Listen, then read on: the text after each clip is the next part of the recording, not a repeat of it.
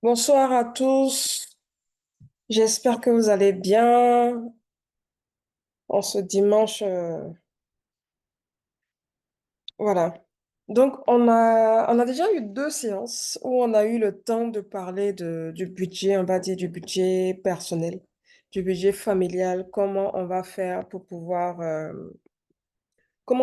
pour pouvoir déjà maîtriser les charges de la maison, pour pouvoir aussi commencer à planifier les petits projets qu'on a. Comment on allait faire pour commencer à épargner? J'espère que cette séance, la première séance sur le budget familial vous a été utile. On a fait une deuxième séance sur le budget professionnel où on avait dit en fait que en tant qu'entrepreneur, il fallait avoir un outil qui nous permet de suivre nos dépenses personnelles et puis avoir un deuxième qui nous permettait de suivre les dépenses de notre activité et surtout qu'il ne fallait pas mélanger les deux. C'est-à-dire, vous ne pouvez pas être entrepreneur et puis ne pas avoir de visibilité sur les charges de la maison. À côté de cela, être aussi en train de prendre l'argent de l'activité tous les jours et puis ça vous fait que vous n'avez même pas à voir comment vous avancez dans l'activité. Donc, séance-là, c'était important pour vous d'anticiper les charges que vous avez dans le quotidien. Vous pouvez aussi dans le quotidien noter, vous pouvez aussi dans le quotidien noter toutes les dépenses réelles que vous faites, que ce soit sur au niveau de la famille ou que ce soit au niveau de l'activité. L'objectif, c'était vraiment de pouvoir reprendre le contrôle, de pouvoir prendre le contrôle de votre argent et puis commencer réellement à épargner.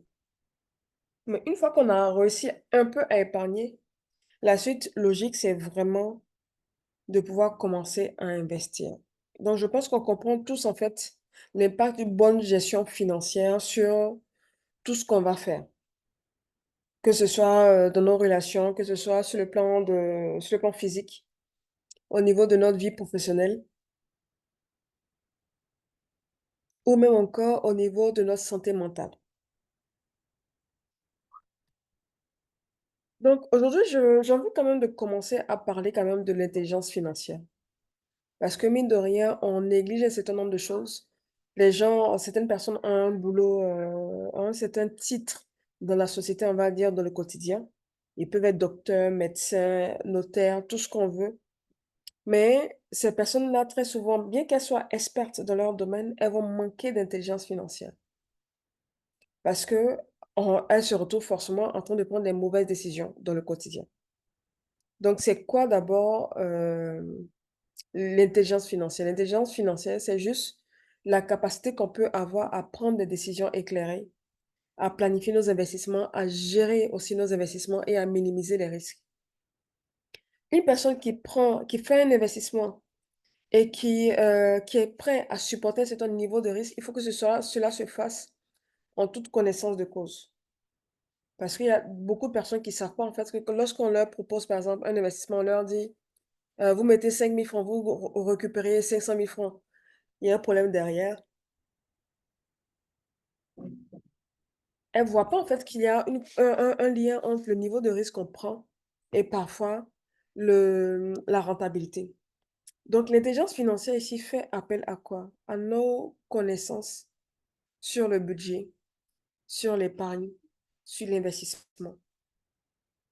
C'est important de se former et d'avoir des bonnes bases pour pouvoir prendre les bonnes décisions financières.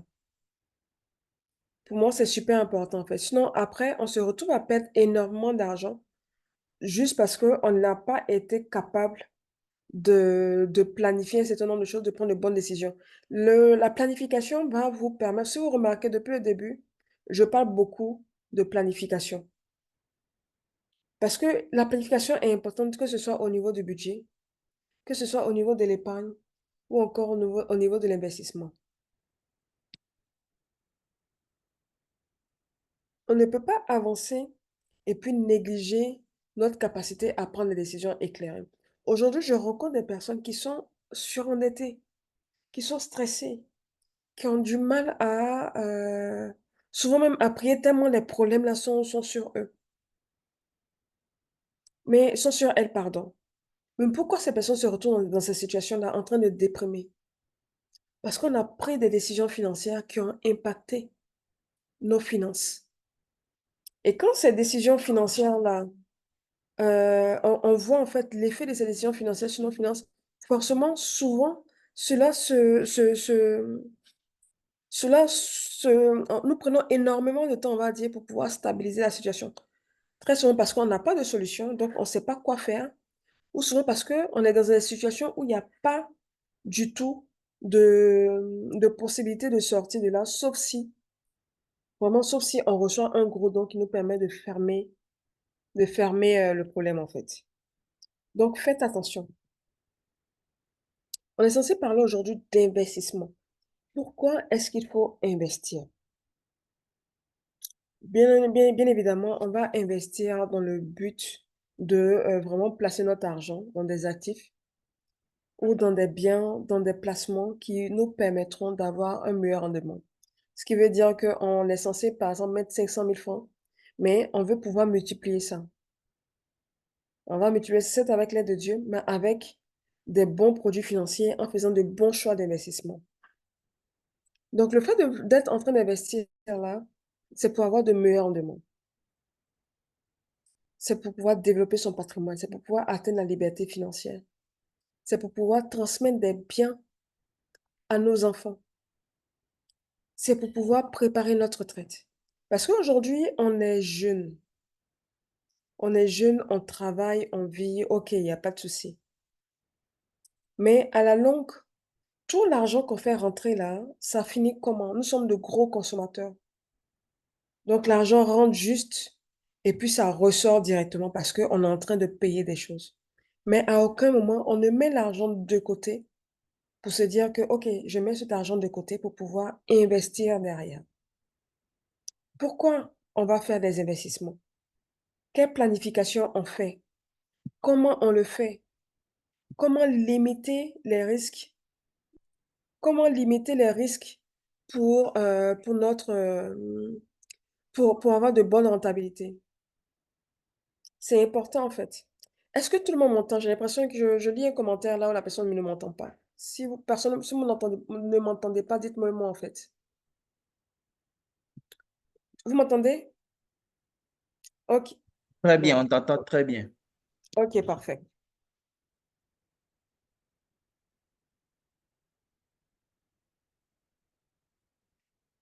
Donc, quand on parle d'investissement ou d'épargne, il y a un élément qui est important qu'il fallait que j'en parle aujourd'hui parce que après les 2 premières séances, il y a des gens qui m'ont approché pour me parler de la pression sociale ou des dons qui pouvaient nous empêcher d'investir. Je crois que j'ai partagé sur mon profil une vidéo de l'évangéliste Jacques Amesson qui parlait justement des dons. Et j'ai aimé, ça m'a conforté un peu dans ce que je conseille aux gens. Dans sa vidéo, si je ne me trompe pas, il disait en fait que tu ne peux pas toi-même être dans des difficultés. C'est le résumé que j'ai, hein. C'est pour ceux qui recherchent, je crois que la vidéo est sur TikTok ou même sur mon profil.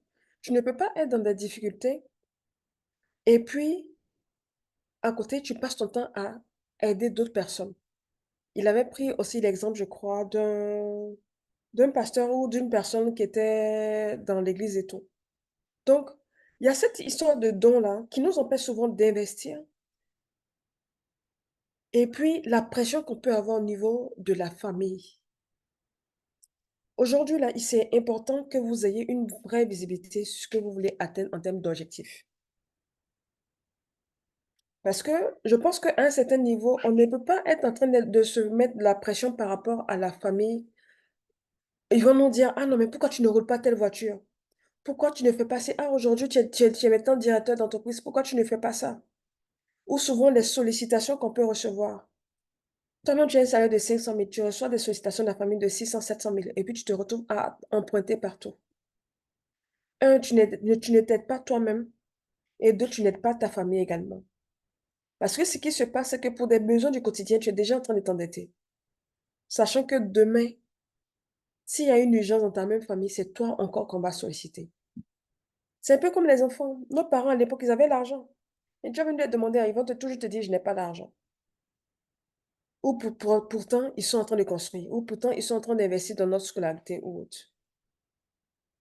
Donc, c'est important, en fait, qu'à un certain moment, on apprenne à se détacher du regard des autres, du jugement des autres, et puis commencer à rester focus sur nos objectifs. Si ton objectif est vraiment d'aider ton prochain, il faut pouvoir le faire. Mais à côté, il faut pouvoir penser à toi également, en trouvant le juste milieu pour réussir à préparer ton avenir. L'investissement, la préparation de notre avenir se fait dès le premier emploi. Je l'avais dit aux deux premières séances, il n'y a pas de petite épargne en fait. Il n'y a pas de petite épargne. On épargne en fonction de notre situation personnelle. On épargne en fonction de nos moyens. Ne regardez pas ce que vos proches vont faire, ce que vos amis vont faire. Vous pouvez tous avoir le même revenu, mais vous n'aurez pas la même réalité familiale en fait. Donc, c'est vraiment se fourvoyer en étant en train de se dire, non, moi je veux par exemple construire la même maison que mon frère, je veux avoir le même style de vie que telle personne. Non, ne le faites pas en fait. Donc, pour réussir à planifier vos projets, comme je le disais, vous devez penser à vous et à ce que vous voulez atteindre dans votre vie. Quels sont tous les projets sur lesquels vous voulez partir? Vous pouvez vous dire, OK, là en ce moment, par exemple, je veux planifier l'investissement de je vais mettre la clôture de la maison de mes parents. Je dois, par exemple, faire partir mon petit frère l'année prochaine au Canada. Je veux moi-même planifier un voyage avec ma femme et mes enfants, par exemple. Je vais m'organiser un petit week-end tout seul pour aller me reposer quelque part. C'est important d'avoir une vision. Comment vous vous voyez dans 3 ans? Comment vous vous voyez dans 5 ans ou dans 10 ans? Comment vous voyez votre patrimoine à court terme, à moyen terme et à long terme? En fait, tout part de cette vision-là parce que ce soit la manière dont vous allez gérer votre argent, que ce soit la manière dont vous allez choisir vos produits d'investissement, que ce soit la manière dont vous allez mettre en place une stratégie d'investissement, tout partira de vos projets. Malheureusement, aujourd'hui, on se retrouve à, par exemple, à avoir 5-6 projets. Et puis, on se dit en même temps, on met de l'argent, on économise sur tous les projets en même temps. Ou souvent même le pire, c'est que on va commencer directement à investir dans le projet. On n'a pas de visibilité sur le projet. Et puis, on est surpris à la suite de voir en fait que on n'a pas suffisamment d'argent pour terminer le projet. Même aller prendre un prêt, sûrement même que, peut-être même qu'on a commencé le projet en prenant un crédit bancaire. On a pris le crédit bancaire, on a commencé à investir. Et puis à un moment, on est à court d'argent. Souvent, on est à court d'argent parce que, effectivement, on a eu de gros imprévus ou de gros dégâts. Mais très souvent, franchement, pour la majorité des personnes que je rencontre,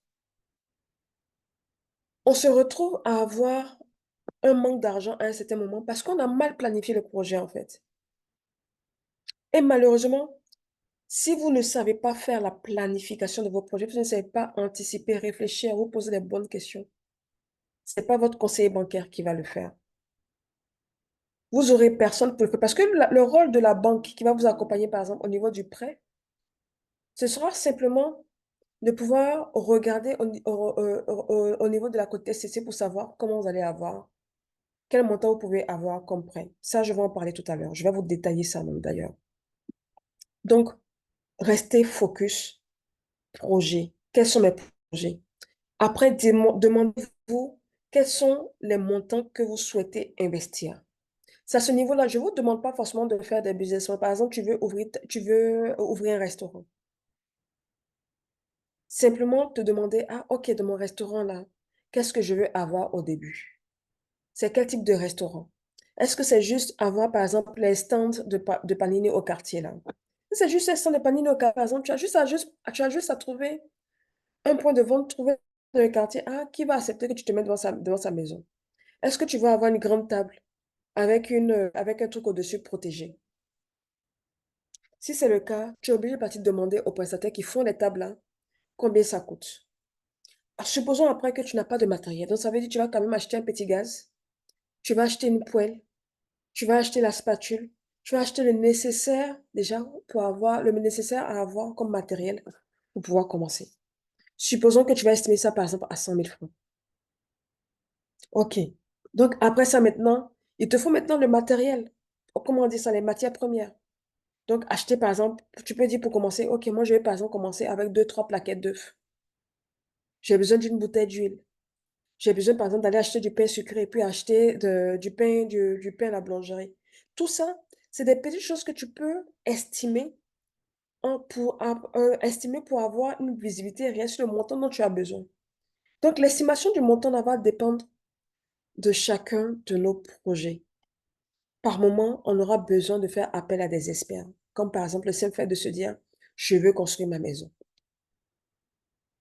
Je veux construire ma maison, tu as déjà le terrain, bah, va voir un architecte qui va te faire soit un plan, soit, et puis tu vas voir les experts après, qui vont te faire un devis. Ce qui te permettra de te dire, ah, ok, pour la maison que je vais construire là, je vois que j'ai besoin, par exemple, de 20 millions. Ou je vais construire une petite maison, il m'a fait le devis, j'ai besoin de 5 millions, de 10 millions. Ne vous dites pas forcément que parce que vous avez acheté un terrain sur 500 mètres carrés, ça veut dire que vous devez absolument construire directement sur 500 mètres carrés. Non. La majorité des appartements qu'on a là, très souvent, c'est maximum 150 mètres carrés. Souvent même, on a des appartements qui font même pas plus de 100 mètres carrés. Construire une maison, tu achètes un terrain sur 500 mètres carrés. Tu peux facilement construire sur 200 mètres carrés ou sur 150 mètres carrés, puis vendre même la deuxième partie. C'est-à-dire que tu fais ton ACD sur tout, tu morcelles en deux, tu prends 250 mètres carrés que tu revends. L'argent de 250 mètres carrés va te permettre de construire ta maison sur le deuxième. Ça, c'est une stratégie déjà que je commence à donner. Mais sur la parcelle où tu veux construire, là, c'est quoi le budget? Donc, une fois que tu as vu les spécialistes, toi-même, tu as pris le temps de te renseigner. Tu vas acheter un terrain. OK, je vais acheter mon terrain à Jacquesville, je vais acheter mon terrain à Abidjan, à Beauville. OK, je vais aller regarder un peu à peu près le prix des terrains. C'est vrai qu'il y a beaucoup de personnes, par exemple, dans le domaine de l'immobilier, qui vont me dire, non, mais si tu vois un terrain aujourd'hui à 3 millions, demain, ça va coûter plus cher. Oui. Mais le stade où tu as vu le terrain là, supposons que c'était approuvé, même si c'est dans 10 ans, tu vas forcément, avec le même montant, trouver un terrain dans une zone quelque part autour d'Abidjan ou peut-être à l'intérieur du pays. Le plus important là, c'est peut-être de se dire, je veux devenir propriétaire d'un terrain. Nous, les autres là, aujourd'hui dans Abidjan, on ne peut plus parce que c'est hyper cher. Tu es obligé de viser les zones autour, Alépé, Jacquesville, Bassam, Bonoa et autres. Et puis te dire, moi, en fonction de ce que j'ai, je vais trouver aussi mon terrain. Donc, vous allez estimer le montant. Une fois que ça c'est fait, OK, on se dit maintenant dans combien de temps je veux réaliser mon investissement.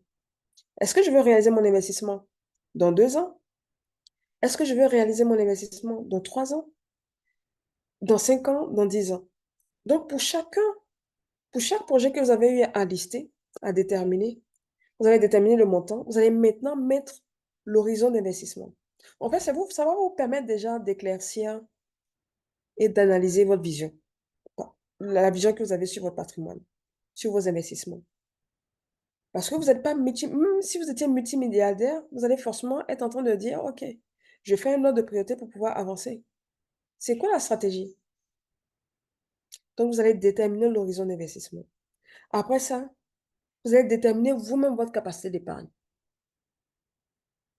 Donc, qui dit détermination de votre capacité d'épargne, ça revient forcément au budget. C'est quoi le montant que vous épargnez aujourd'hui? Rappelez-vous, l'épargne, c'est la partie du revenu qui n'est pas dépensée. Et c'est uniquement ce montant-là qui va permettre de réaliser vos investissements. Donc, quand vous avez fini de déterminer le montant de vos investissements, l'horizon d'investissement, et puis vous-même, vous venez, en fait, je vous oblige à revenir regarder votre situation personnelle.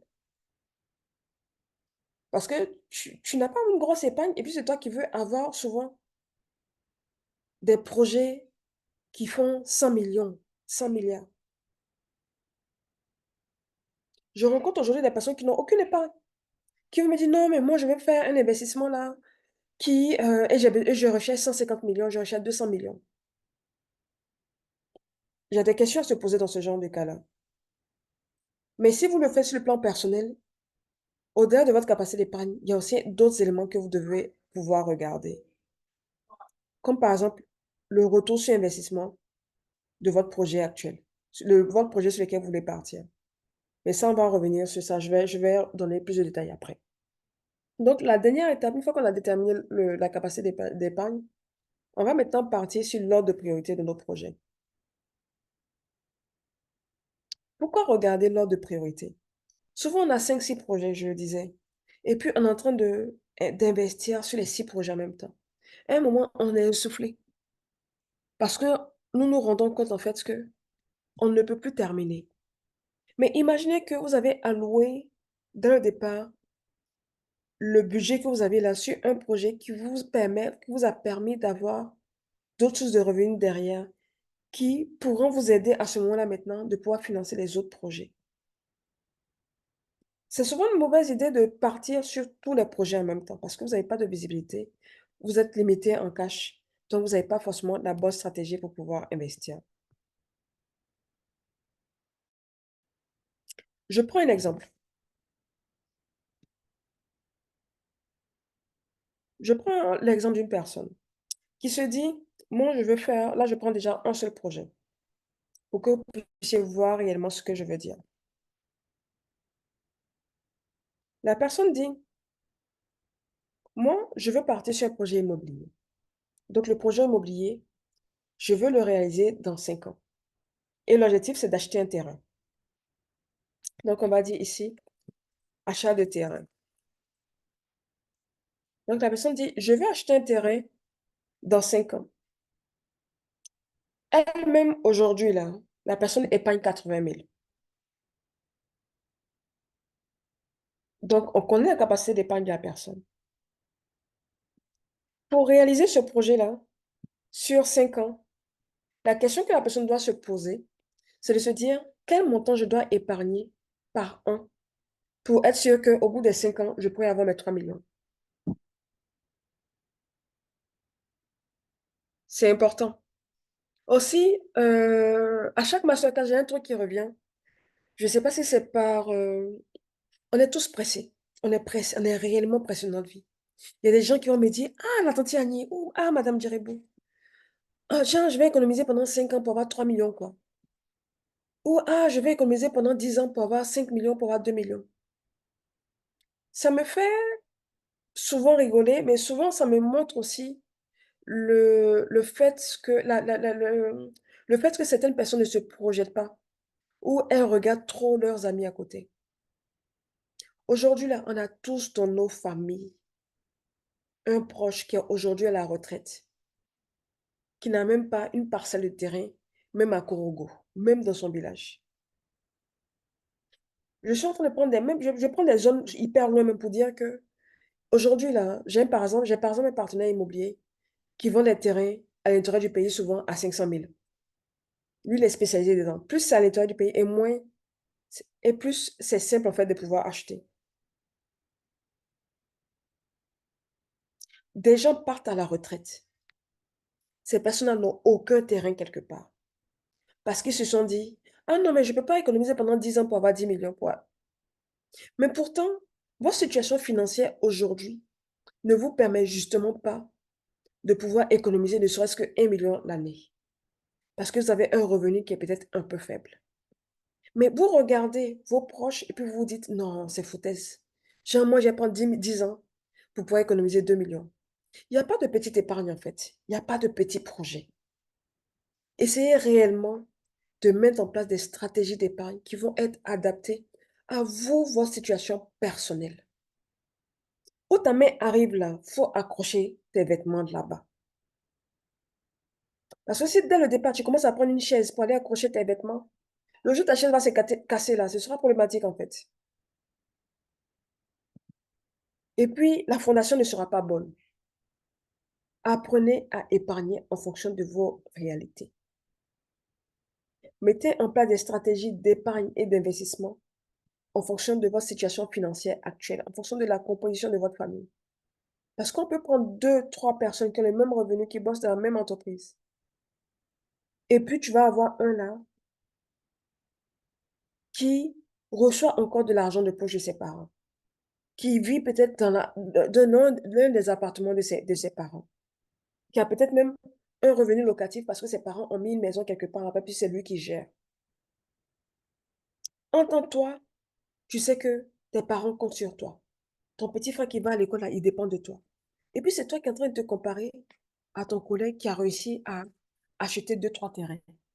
Tu fais ça comment? Tu fais ça pourquoi? Donc, essayons de rester focus sur nous, notre projet, sur la vision de notre patrimoine. Et puis, on va améliorer notre stratégie d'épargne en fonction de l'évolution de nos entrées et de notre réalité familiale. Donc, revenons au cas ici. La personne est censée épargner 3 millions sur 5 ans, ce qui représente à peu près 600 000 francs l'année. Donc, la question à pas se poser, c'est, OK, 600 000 francs l'année, mais en réalité, moi-même, je dois épargner combien par mois? Je fais simplement 600 000 francs divisé par 12. Ça me permet d'avoir une idée de mon épargne, qui est de 50 000 francs par mois, pour réussir à acheter mon terrain dans 3 ans. Là, ça nous permet d'avoir une stratégie précise, en fait. Une stratégie d'épargne qui est assez précise, où tu sais que chaque mois, tu vas mettre 50 000 francs de côté pour ton projet immobilier sur 5 ans. Si tu te retrouves à avoir des gombos pour améliorer cette épargne-là, tu te rends compte que tu es en train de réduire l'horizon d'investissement. C'est-à-dire qu'au lieu d'être en train d'épargner sur 5 ans, tu vas être en train d'épargner sur moins que ça parce que tu as augmenté l'épargne que tu faisais.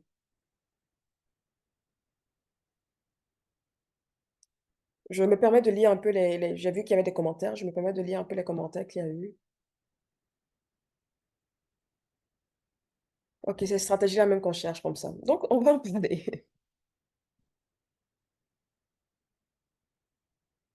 Donc, là, vous savez que vous avez 50 000 francs d'épargne mensuelle. Rappelez-vous, j'ai dit que la personne, on est dans une situation où la personne épargne aujourd'hui par mois 80 000 francs.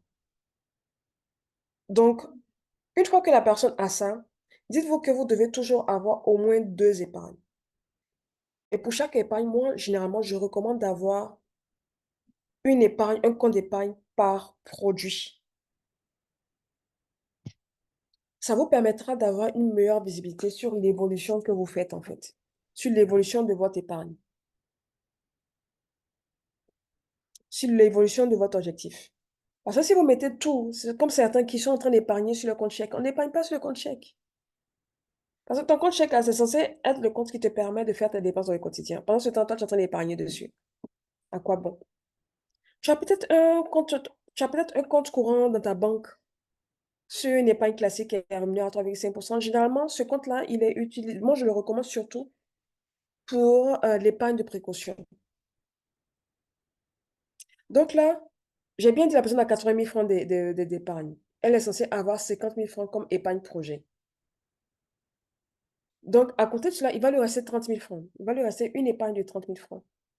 Sur l'épargne de 30 000 francs là, la personne peut décider maintenant de répartir autrement le reste de son épargne. Par exemple, elle peut se dire, OK, moi, mon épargne de précaution, je décide de mettre 15 000 francs de côté, par exemple. Ou je décide de mettre, par exemple, 10 000 francs. Et puis, vu que de temps en temps, je vais faire des projets avec madame, ou j'ai un autre petit projet là-bas, je vais mettre 20 000 francs. Mais qu'est-ce qui va nous permettre de ventiler de cette manière-là notre épargne ici? C'est parce que on a déterminé l'ensemble des projets sur lesquels on veut partir. On a une bonne visibilité sur ce qu'on veut faire. Et puis, on essaie, vu qu'on a fait l'ordre de priorité, on essaie de se dire, on essaie de prioriser un certain nombre de projets. Donc là, le projet phare, on va dire, c'est celui de l'immobilier. On sait qu'on a absolument besoin d'avoir une épargne de précaution qui va nous servir à faire, face aux urgences dans le quotidien.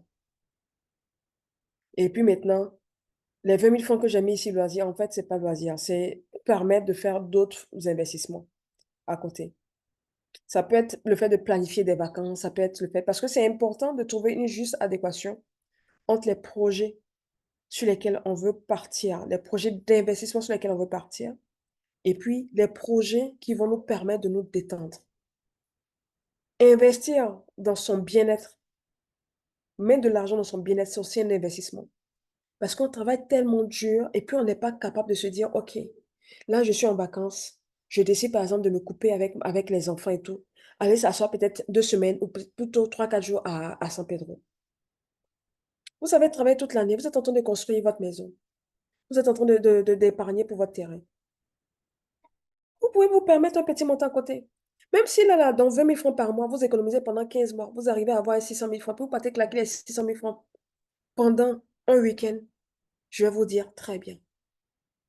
Parce que vous avez pris le temps d'épargner morceau par morceau pour vous faire plaisir. Quand souvent sur les réseaux sociaux, pour ceux qui me suivent, quand je viens parler de payable budgétisé, je ne suis pas en train de dire ne pas faire de payable. Parce que je sais que c'est important. Aujourd'hui, les gens partent vite. Je sais que c'est important de pouvoir se détendre. Mais je suis juste en train de vous sensibiliser sur l'importance de pouvoir tout planifier. Donc, de la même manière qu'on va être en train d'investir dans l'évolution de notre patrimoine, on va aussi essayer d'investir dans notre bien-être. Donc, votre capacité d'épargne là, vous pouvez ventiler ça en fonction de vos différents projets. Aujourd'hui, je rencontre beaucoup de jeunes qui sont en mode, je vais par exemple faire un week-end, je vais partir par exemple une semaine au Maroc avec ma famille. Je vais par exemple aller faire une excursion avec madame ou avec les enfants. Vous n'êtes pas obligé de le faire sur un coup de tête. Vous pouvez planifier cela de la même manière que vous allez planifier vos investissements immobiliers ou vos investissements dans différentes activités. Donc là, simplement, c'est juste une simulation pour savoir ce qu'on est censé faire sur la base, par exemple, de 80 000 francs d'épargne en ayant une visibilité sur le projet, sur un projet précis. Restons toujours sur ce même projet. La personne ici a une épargne de 30 000 francs, sachant que le salaire est de 800 000. Dans l'autre cas où j'avais l'épargne était de 80 000, on aurait même pu partir sur une personne qui a un revenu de 500 000 francs. Parce que ne vous dites pas qu'il y a forcément un lien entre le revenu qu'on a et puis l'épargne. Non. Souvenez-vous aussi du fait que j'ai dit, on n'a pas tous les mêmes réalités familiales. On n'a pas les mêmes habitudes de dépenses. Tu as peut-être un gros salaire, mais tu es dépensier. C'est évident que tu as besoin, toi, d'abord de reprendre le contrôle sur tes finances, histoire d'améliorer ton épargne pour avancer. Mais qu'est-ce qui va te motiver à améliorer ton épargne ici, en fait? Sachant que tu as 800 000 francs et puis tu épargnes que 30 000 francs. Tu te dis aussi, toi, tu veux partir sur un investissement ou un investissement de 3 millions. Mais quand tu regardes ton épargne, tu te dis non, avec mon épargne, là, je ne peux pas. Je ne peux pas aller sur ce projet-là. Donc, ce que je vais faire, c'est que je vois l'option crédit. Je vois l'option crédit. OK. Si vous voyez l'option crédit, ça veut dire que systématiquement, la banque, aussi quand vous partez faire un crédit là, s'il vous plaît, apprenez à poser les bonnes questions au conseil bancaire.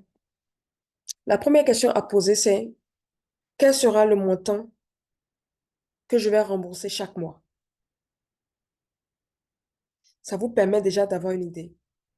La deuxième question, c'est quel est le taux? Parce que souvent, c'est la base en fait. Vous ne savez pas quel est le taux de votre épargne, de votre crédit, pardon. Vous ne savez pas la durée de remboursement. Est-ce que il y a une épargne bloquée? Généralement, il y a toujours une épargne bloquée. Mais l'épargne bloquée représente quel montant?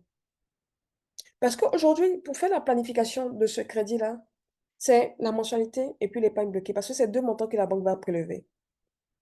Tu n'as aucune visibilité sur ça. Tu dis que tu vas faire investissement dans l'immobilier. Mais de vous à moi, un terrain, là, c'est un investissement qui est rentable. Au moins sur du moyen terme. Si vous vous dites que vous voulez revendre des terrains dans 3, 4 ans, j'ai des clients aussi qui ont cette stratégie-là. Ils mobilisent leur argent dans l'immobilier pour pouvoir revendre. Mais dites-vous qu'on ne revend pas son terrain en urgence. Parce que vous allez brader ça. Donc, c'est une stratégie que vous allez faire tranquillement.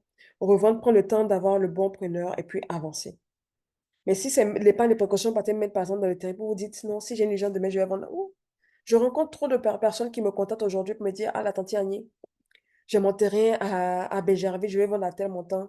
J'ai quelqu'un qui est malade, Quand c'est comme ça, vous bradez parce que vous n'avez pas d'épargne de précaution. Très souvent, les gens qui vont venir prendre là, c'est moitié prix parce que vous avez besoin de cash en urgence. Et souvent, c'est un cash, quand je regarde souvent certaines situations financières, c'est un cash que vous aurez pu avoir en ayant 500 francs d'épargne, en ayant 1000 francs d'épargne. Bien évidemment, toujours en fonction de votre réalité. Donc, ici, la personne est censée rembourser, par exemple, 62 500 par mois sur 5 ans. Mais déjà là, il y a un problème. La personne n'épargne que 30 000 francs. Et encore, souvent, même les 30 000 francs, là, elle va récupérer pour ramener, pour aller gérer ses charges. Donc, comment vous voulez que cette personne-là puisse rembourser le crédit? Donc, automatiquement, il y a un problème en termes de stratégie d'investissement. Moi, si j'accompagne la personne, j'ai deux choses que je vais donner comme conseil. Déjà, il faudrait qu'on ait une visibilité sur le montant de l'épargne qui sera bloqué. Supposons que le montant de l'épargne représente 20 000 francs. Donc, ça fait 82 500 que la personne est censée oublier chaque mois parce que la banque va prendre. Donc, la première question, c'est, OK, si vraiment on veut partir sur un crédit bancaire, qu'est-ce qu'on doit faire pour améliorer l'épargne? Dans ma présentation ici, je n'ai pas mis d'image du budget. Mais tout simplement, la personne est censée repartir dans ses charges pour voir si elle peut réduire ses charges de 50 000 francs par mois, de 52 000 francs précisément par mois. Si elle arrive, ça veut dire que on est sauvé.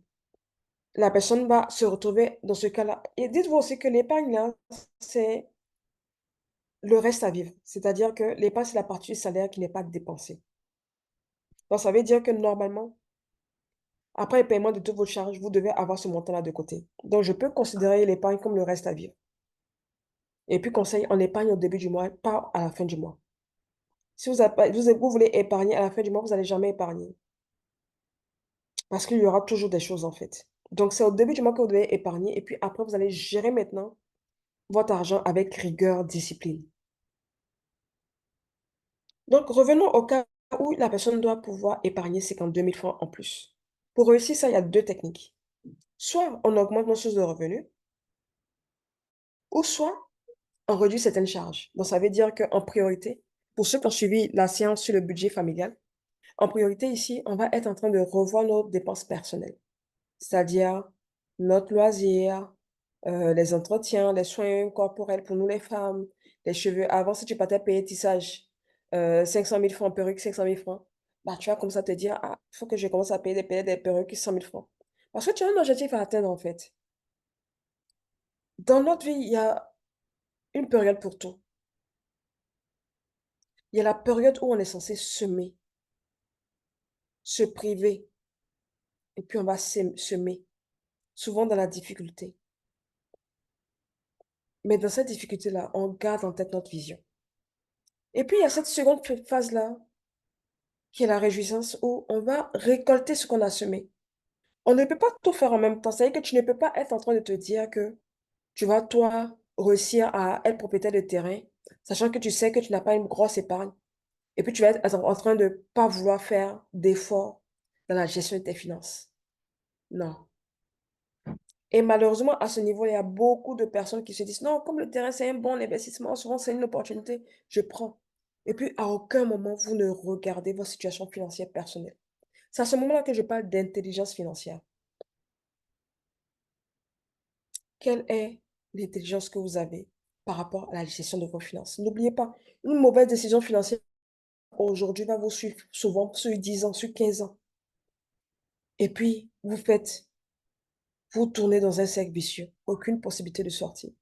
Malheureusement, chez nous, en Côte d'Ivoire, il n'y a pas de commission de désendettement. En France, il y en a. Quand tu es trop endetté, tu peux monter un dossier pour aller voir la Banque de France. Ils vont analyser ton dossier. Souvent, ils vont faire passer ça par des ONG. qui vont t'accompagner, bien sûr. Ils vont te faire voir des entreprises comme la nôtre, là, et puis qui vont payer une partie de ta dette ou qui vont totalement annuler la dette. Chez nous, ici, on n'a pas ça. Donc, si tu es surendetté, bah, c'est pour toi. Comme le dit ici, c'est dans ta famille. C'est tes proches et toi qui allez subir ça. Parce que tu n'auras personne à ce moment-là qui va venir tous les mois payer tes charges. Donc, pensez long terme. J'ai normalement un tableau de... Je l'ai mis où? Voilà, ici. Tout à l'heure, je vous parlais de reste à vivre. Sachez que au niveau des crédits bancaires, sur l'ancienne loi, on était autour de 30% que les banques devaient respecter en termes de quotité cessible. Pour rappel, la quotité cessible, c'est la partie du salaire qui est utilisée pour le remboursement du crédit. Donc aujourd'hui, en fonction du revenu que vous avez, il y a un pourcentage que votre banquier, votre conseiller bancaire va utiliser. Ce conseiller bancaire-là, c'est pas moi. Moi, je suis votre conseillère. À vos côtés, je suis votre conseillère en finances personnelles. Moi, je vais regarder vos dépenses. Le conseiller bancaire, il va regarder uniquement la loi, ce que la loi dit par rapport à votre salaire. Mais vous-même, là, vous connaissez votre situation. Tu as un salaire de 1 250 000. Tu vas prendre les crédits bancaires. La banque te dit, OK, tu vas rembourser à peu près 650 000 par mois. Donc, à ce moment-là, il te restera 600 000 francs pour gérer tes charges. Mais toi-même, tu sais que 650 000 demandés par la banque, là, déjà, un salaire, c'est sans l'épargne bloquée. Très souvent, bon, il y a des banques qui vont jusqu'au plafond, mais d'autres ne vont pas jusqu'au plafond. Ils sont assez simples. Mais peu importe le montant qu'on vous dit ici, là, regardez, comme dans ce cas-là, le reste à vivre. 600 000 francs, tu as un salaire de 1 250 000. Excusez-moi, avec un salaire de 250 000, je ne pense pas que la personne épargne déjà aujourd'hui près de 700 000 francs de son salaire. C'est impossible. Il y a très peu de personnes. Je pense, bon, impossible, c'est un gros mot. Je ne vais pas dire impossible. Mais il y a très peu de personnes qui vont réussir à le faire. Généralement, quand on a un revenu de 1 250 000, on dépense beaucoup plus. C'est vrai que je rencontre des personnes aujourd'hui qui arrivent réellement à vivre. Mais dans ce cas-là, c'est que tu es célibataire sans enfant. Mais si tu as une famille, tu as des enfants, tu vas forcément vouloir bien mettre ta famille. Donc, ce sera difficile pour toi de réussir à faire ça.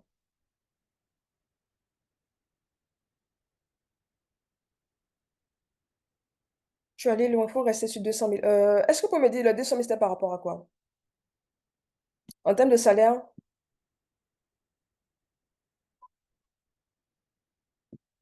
Bon, je finis cette partie et puis je reviens sur les différentes questions posées pour pouvoir répondre. Donc, ce que je voulais simplement dire à ce niveau-là, essayez de faire attention à, au montant, pardon, que vous épargnez déjà aujourd'hui, puis faites le lien entre ça et puis ce que la banque va vous demander de rembourser. C'est important dans la stratégie de vos investissements. Donc, je vais essayer de lire les questions que vous avez posées et puis répondre. Est-ce qu'on peut utiliser la bourse si on a du mal à garder son argent? Non, je ne conseille pas directement de partir sur la bourse. Je vous conseille déjà d'établir, de faire déjà ce que j'ai eu à dire au départ. Allez d'abord sur le projet que vous voulez atteindre. Parce que réellement, c'est le projet qui va vous permettre de pouvoir avoir une bonne discipline par rapport à l'argent que vous voulez épargner. Et puis, avant de partir sur la bourse, dites-vous que la bourse, là, c'est un investissement qui est intéressant sur du long terme ou du moyen terme au moins, en fonction du produit sur lequel vous allez investir. Quand on est sur des obligations, très souvent, c'est du moyen terme. Donc, on va dire l'horizon d'investissement, c'est 3 ans. Quand on est sur des actions, l'horizon d'investissement, c'est 5 ans. Bien évidemment, on peut retirer l'argent à tout moment. Mais si vous avancez sur la bourse en stratégie, c'est-à-dire que vous venez de mettre l'argent aujourd'hui, et puis demain, quelqu'un de votre famille là-bas a avalé une pointe. Vous avez besoin d'argent directement. Si vous partez prendre l'argent sur la bourse, le jour où vous allez avoir l'urgence là, peut-être que ce jour-là, les marchés boursiers sont en baisse, ou peut-être que votre action est en baisse. Vous allez perdre bêtement comme ça de l'argent. Donc, ne vous dites pas, je vais partir en bourse juste parce que j'arrive pas à épargner. C'est pareil que ceux qui vont mettre leur argent dans les produits d'assurance vie. Et puis qui se disent, non, comme j'arrive pas à épargner, je mets mon argent sur un produit d'assurance vie. Non. Le produit d'assurance vie, là, déjà les 2 premières années, le produit est bloqué. Aucune possibilité de retirer son argent. Quand vous venez récupérer les 2 premières années, on vous dit: «C'est pas possible». À partir de la deuxième année, il y a des pénalités jusqu'à la fin de votre contrat. Donc vous allez vous mettre tout simplement et pour rien dans des difficultés et tout. Ayez une stratégie. Partez sur la stratégie que je suis en train de vous donner. Ceux qui vont l'utiliser, franchement, vous allez réussir à faire des merveilles. Quand on investit là, on a toujours un plan. Vous ne vous levez pas au travail pour dire: «Ah non, moi je veux devenir un responsable de service» et puis vous n'avez pas de plan, vous avancez, vous n'avez pas de formation, vous n'avez rien. C'est l'organisation, la sagesse que vous allez avoir dans la gestion de votre argent là qui va vous permettre de faire mieux que ce que vous faites. Aujourd'hui, je rencontre déjà des personnes qui arrivent à investir. Mais je vous assure qu'avec une bonne planification, elles font des merveilles, elles font des choses qu'avant, elles faisaient, mais il n'y avait pas le même impact en fait.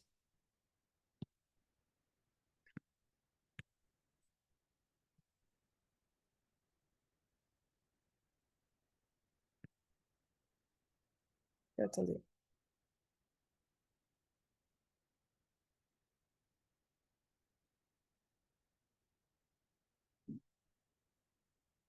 Comment arriver à épargner alors qu'on a de nombreuses charges et un salaire pas consistant?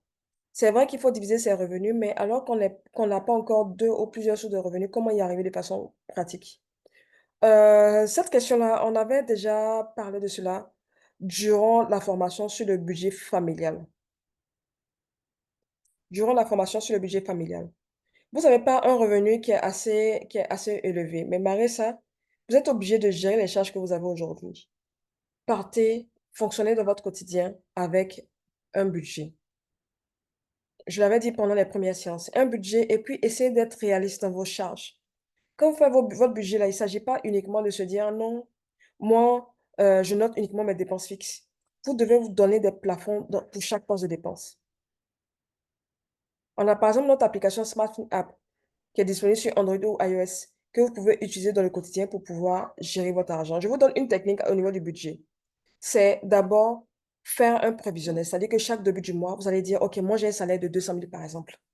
Voici ce que je décide de dépenser. Loyer, alimentation, tout, je décide de tout lister.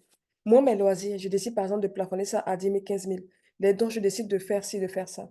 Essayez d'avoir des charges qui sont en lien avec votre revenu aujourd'hui. Parce que si aujourd'hui vous avez 200 000 francs, que vous gérez déjà des charges de 300 000, de 400 000 francs, c'est vrai, on survit par la grâce de Dieu.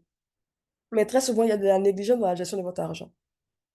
Il y a forcément des dons ou des gombos que vous avez de temps à autre qui vous permettent de garder ce niveau de vie là. Avoir des charges de 300 000 francs par mois quand vous avez un salaire de 200 000 francs. Non, il y a forcément des entrées d'argent. Et vous devez refaire le budget en tenant compte de ça. Mais essayez maintenant de maîtriser vos charges. Tout ce que vous allez faire au niveau de votre budget pour pouvoir épargner, même si le salaire n'est pas consistant, c'est comment maîtriser vos charges. Reprenez le contrôle de votre argent avec le budget. Et puis, le reste va suivre, en fait. Vous devez apprendre à planifier vos dépenses, mais planifier aussi les investissements.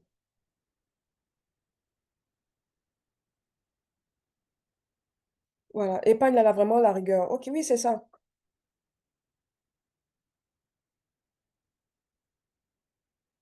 Je fais aussi la crypto. Attention, je vais parler tout à l'heure des différents types d'investissements sur lesquels partir. Tous les produits financiers ne sont pas forcément adaptés à tout le monde. Voilà. Donc, je pense que pour les questions, je fais une pause, je continue.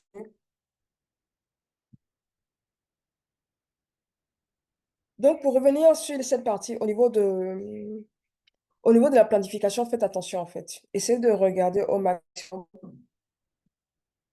ce que vous comptez faire. Donc ici, disons que la capacité le montant que la personne va rembourser n'est pas en lien avec son épargne aujourd'hui. Donc, elle va essayer soit de trouver une nouvelle source de revenus ou soit réduire ses charges. Ou la personne peut partir sur une stratégie où elle va aller à la fois sur l'épargne et puis le crédit. Donc, au niveau de l'épargne, on avait déjà vu que si elle voulait avoir directement les 3 millions, c'était 600 000 francs par an et 50 000 par mois. Mais elle peut se dire, OK, moi, je décide par exemple d'épargner pendant 2 ans et demi, 2,5 millions, et puis c'est la différence là que je vais partir prendre en prêt. Ce qui va permettre de pouvoir justement aller jusqu'au bout du projet. C'est-à-dire, elle va retarder, elle va pas être en mode urgence, je veux avoir le terrain maintenant. Mais elle va planifier ça, elle va planifier ce projet à sur 5 ans. Et normalement, si la stratégie d'épargne est mise en place, il y a pas de souci, tout va rouler couler de source, en fait. Donc, ici, la stratégie sera pareille que dans le premier cas. On va l'adapter à la situation financière, à la réalité de la personne pour pouvoir avancer. Quand une fois que ici, vous avez fini de choisir la stratégie d'épargne, vous avez déterminé les différents produits d'épargne que vous voulez faire, la question maintenant après, c'est quel type de produit financier je choisis. En fait, les différents types de produits financiers, là, les produits d'épargne, dire je veux partir mettre mon argent sur la crypto, je vais mettre mon argent en bourse et autres. Ce sont des véhicules d'investissement, en fait. On appelle ça véhicule d'investissement. C'est comme si vous dites, OK, moi je suis à la Riviera ou je suis à Yopougon, je vais partir au plateau. Excusez-moi, on ne va pas tous utiliser les mêmes moyens de transport pour partir au plateau. Chacun va utiliser son moyen de transport en fonction de sa situation financière ou du niveau de risque qu'elle veut prendre. Il y a des gens qui vont se dire, moi, genre même si, supposons qu'il y a un bus qui passe tous les matins à 6 heures où le bus est bourré, pour monter dans le bus là, il faut se battre. On peut avoir un jeune là-bas qui est beaucoup vaillant, qui va se dire, moi là, je viens, je pousse tout le monde, puis je monte dans le bus. Le plus important pour moi, c'est d'arriver au plateau. Il a la force. Il a la force physique pour le faire. Donc, il n'y a pas de souci. Plus les jeunes, plus ils peuvent prendre des risques. Mais pendant ce temps-là, tu as peut-être... Donc, on va dire que le jeune, il a quoi? De la vingtaine, 22, 23 ans, tranquille. Pendant ce temps-là, tu as la personne qui a 40 ans, 45 ans, qui, à ce stade-là, peut vouloir faire la même chose. Parce qu'elle se dit, moi, je suis encore en forme. Je vais partir prendre aussi le bus pour partir au plateau dans les mêmes conditions. Mais peut-être que toi, sur toi, les séquelles vont se ressentir un peu plus fortement que le jeune qui a 23 ans. Et surtout si tu as monté quand tu as chassé, le jeune il va se dire non, moi je vais essayer de monter, il va essayer de faire barrage dangereusement, je vais par la fenêtre. Toi, si tu as monté quand tu as poussé, tu es tombé. Peut-être que le jeune aussi, on l'a poussé, il est tombé, mais il n'a même séquelles que toi qui as 45 ans. Maintenant, dans les mêmes conditions, prenons quelqu'un qui est proche de la retraite, qui a 100 ans, qui a 58 ans. Est-ce qu'on va dire cette personne va partir prendre le bus aussi à un moment où c'est bourré? Le niveau de risque est trop élevé. Je vais vous prendre un exemple de ce genre-là dans le quotidien pour que vous puissiez comprendre en fait que on investit aujourd'hui en fonction d'un certain nombre de choses. Vous allez investir en fonction de votre âge. Vous allez investir en fonction de la stratégie que vous avez mis en place parce que vous avez fait un plan d'investissement. Vous allez investir en fonction de votre capital de départ. Vous allez investir en fonction de votre capacité d'apport. Quand je parle de capacité d'apport, c'est le montant que vous pouvez mettre. Parce que, au-delà du fait que ça peut être risqué de prendre le bus bourré pour partir au plateau, il y a l'argent aussi que tu as dans ta poche. Si tu as que 500 francs, tu es obligé d'aller prendre un bus express. Si tu as 1000 francs, peut-être qu'à ce moment-là, tu peux aller prendre les taxis intercommunaux. Je ne connais même pas le montant des taxis intercommunaux de Yopougon au plateau. Mais supposons que 1000 francs peut gérer. Si tu as 5000 francs sur toi, tu vas te dire, au calme, je prends mon Yango, je m'en vais. Si tu as 10 000 en poche, je prends mon Yango, je fais mon aller-retour tranquillement, je vais peut-être payer 3500 parce que j'ai un rendez-vous important. Ou, tiens, aujourd'hui, là, j'ai plus le temps de prendre le bus, bac à décomposer, tout ça. Je prends mon Yango tranquille, j'arrive à destination, puis voilà. Donc, c'est pareil quand on se retrouve sur les différents produits d'investissement. Il y a trois grandes catégories d'épargne. On a tout ce qu'il y a comme épargne liquide. Épargne liquide, c'est l'épargne classique que vous avez, comme par exemple GT Bank, GT Safe. La majorité des produits d'épargne, là, ils ont un nom classique, soit épargne classique ou truc. C'est rémunéré à 3,5%. Cette épargne-là, moi, je vais la recommander pour des investissements à court terme. C'est-à-dire que peut-être sur 3 ans, tu veux épargner ou tu as ton épargne de précaution qui est là, tu vas mettre dessus. Mais quand tu commences à épargner sur 5 ans, sur 10 ans, sur 15 ans, c'est plus forcément le meilleur produit sur lequel il faut partir. Parce que la rentabilité est limitée par rapport à l'inflation qu'on vit. Si tu veux avoir un produit d'épargne qui bat l'inflation, il faut partir principalement sur des produits qui ont une rentabilité minimum, on va dire, de 5%. Il y a des placements financiers, mais je crois qu'il y a certaines qui vont vous proposer aujourd'hui des rentabilités autour de 5%. Mais elles sont rares. On n'est pas un classique. Si vous partez sur un dépôt à terme, généralement c'est 3,5%. Mais moi, pour du long terme, je ne vais pas recommander le dépôt à terme. Ce n'est pas intéressant. Quand on veut parler d'épargne, là, j'ai pas forcément fait de fichier qui me permet de comparer le dépôt à terme, l'épargne classique et puis les épargnes financières comme du type de FCP et autres. Mais vous avez une meilleure rentabilité quand on est sur des produits d'épargne qui sont soit au niveau de la bourse, soit des comptes titres et autres. Donc, on va dire forcément on est au niveau de la bourse. L'assurance vie a une rentabilité identique à l'épargne liquide, 3,5%. Donc, même encore là, sur l'assurance vie, il y a des questions à se poser.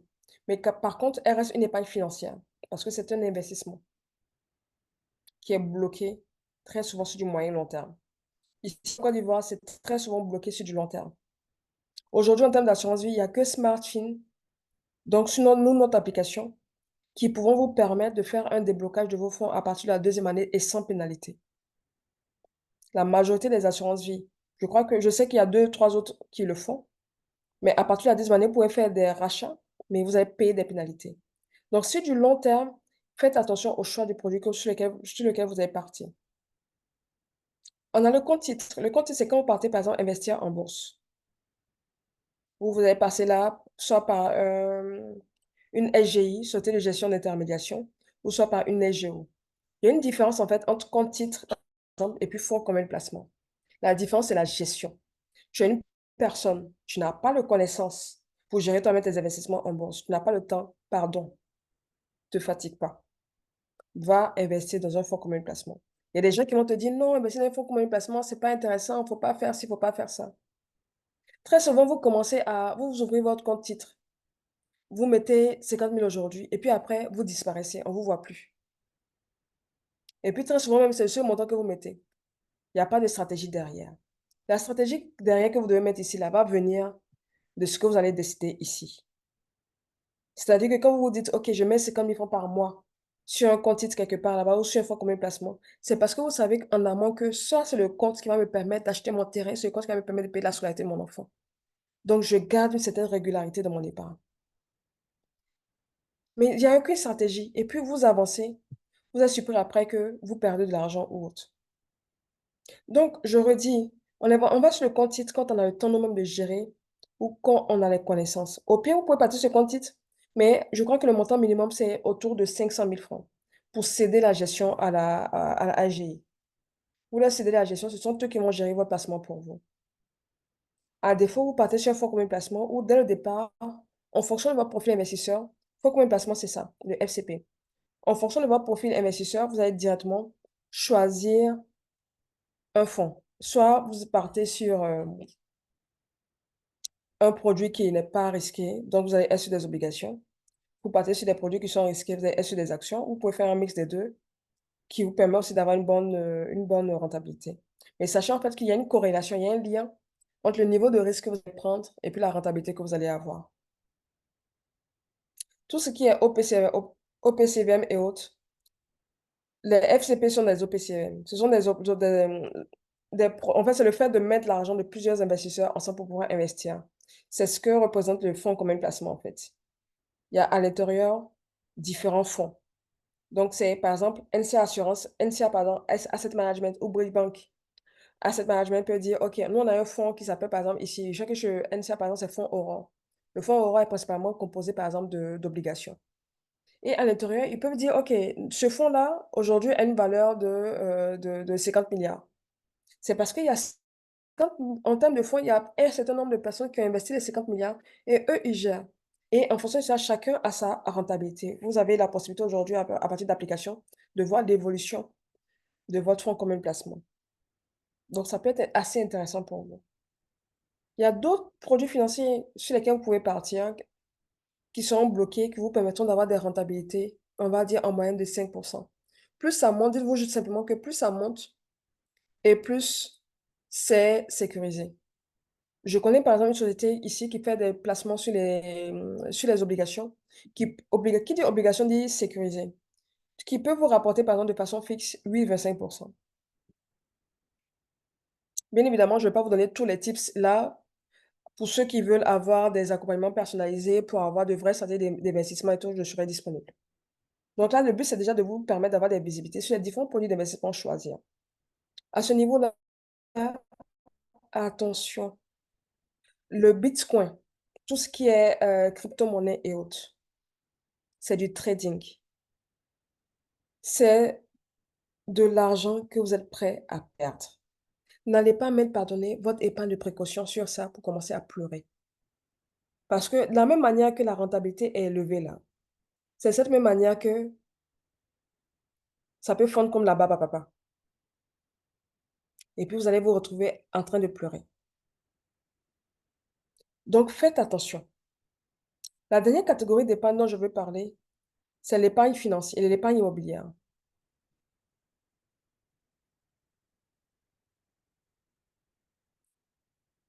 C'est l'épargne immobilière. L'épargne immobilière, c'est quoi? Le simple fait d'acheter un terrain, vous êtes en train de placer de l'argent. Vous allez acquérir votre résidence principale ou mettre la maison en location. C'est un investissement sur du long terme. S'il vous plaît, ne vous dites pas que l'épargne, j'ai lu aujourd'hui sur les réseaux sociaux que non, mais l'immobilier, c'est un investissement qui est réservé uniquement à une petite tranche de la population. Non, on n'est pas tous obligés de construire une maison à 100 millions. J'ai discuté avec certains architectes et autres, certains chefs de chantier et tout, qui m'ont fait comprendre qu'on peut construire une petite maison, genre ce que Observatoire a fait sur les réseaux sociaux là, à 10 millions, 15 millions. Tout est une question de vision. Ne vous dites pas que l'immobilier est réservé uniquement aux personnes riches. Moi, justement, j'essaie de démystifier ce truc-là.